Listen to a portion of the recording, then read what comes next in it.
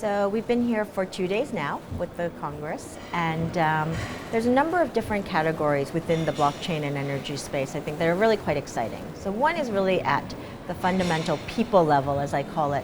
How do people engage as consumers of energy?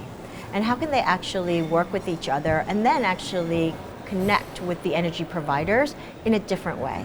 And so when you hear about concepts like peer-to-peer exchanges and peer-to-peer exchange of energy, this is more about the direct buying and selling amongst consumers. And this is already happening in certain countries. The president of Estonia just spoke on our panel, and she mentioned that they're already wired and the consumers are already doing this in Estonia. And so I think we're going to be beginning to see a lot more of this direct people involvement in their own energy consumption, but also how they interact with the companies who provide the energy.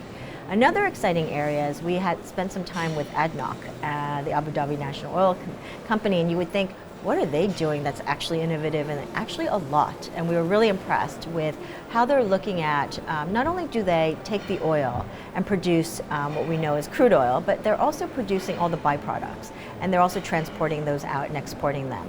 And they have multiple processes. It's incredibly complicated. And based on what we heard, a lot of wasted time and frankly, manpower on very mundane activities. They have managed to use a blockchain solution to streamline the way they trade inside with each other's information flow. And from a process standpoint, they're already yielding results. And what's actually more important than anything else is the fact that they've recognized that they've de-risked systems. So they are actually making systems not only more efficient and cheaper and saving money, but they're actually making them safer. And if you can de-risk any system, I think we should all be behind that. So we're impressed with what ADNOC is doing. And when we think about governments, the fact that the UAE is really moving forward and trying to figure out how they do the energy transition, as we're calling it here.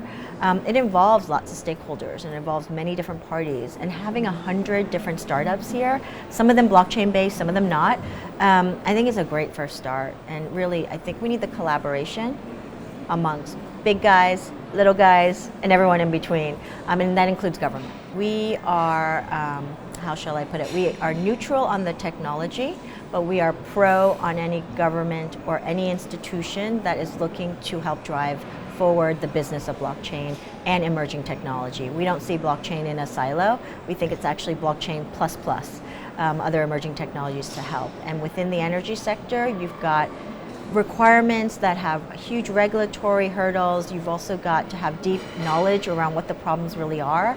And that means you need industry leaders, you need experts, and you also need government to support that. So yes, we actively are working with several other Middle Eastern countries, and actually on other topics beyond energy. We're also looking at education technology and a number of other areas. And so we've just started engaging in UAE, and we look forward to coming back again. There will be waves of development. So when you look at financial services, fintech has been around for quite a while. There's different areas of fintech. Using the word fintech is also a bit of a difficult one because it's so expansive. But we're beginning to see M&A, we're beginning to see consolidation, we're beginning to see all these big companies that are emerging from startup world. That is already in play in fintech world. What I'm seeing now is that when you look at healthcare, energy, aviation, supply chain, you're really seeing the beginnings of a much longer road to development, and I think it will take a few more years. And it's early stage, which means there's lots of opportunities for us to see cross-sector growth with respect to blockchain and other emerging tech. It's a major concern, and I don't think anyone should discount how much of a concern it really is. I think where you need to have collaboration is with the government and big institutions where you've got mission-critical infrastructure, working with those who are coming up with the latest cutting-edge security measures. But let's face it, as we increase our load of data available, how we secure that is going to be more important than ever. We talked about that today around data security and energy utility companies. How are they going to secure that, and how are they managing that? It's only going to get bigger and bigger and bigger. Blockchain, where blockchain can help is not necessarily preventing the hackers. No one's going to prevent the hackers. I think what you can do is identify when there's fraud, identify when there is a malevolent actor who is doing bad things in a network. You can use blockchain to actually find those people faster. And then my view is you then decide as a network, do you kick them out? Do you punish them? But at least you can find them quicker. I think you need to run a business with the assumption you're going to be attacked and you're going to have bad actors in the network trying to get in or inside who are trying to do things inside the network that are not good.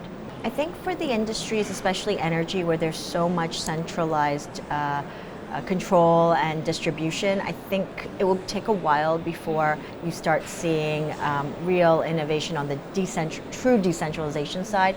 But what I think we're beginning to see, and this is where it's exciting, is you take the existing grid, for example, and you overlay microgrids or you overlay software that can help distribute in a decentralized way.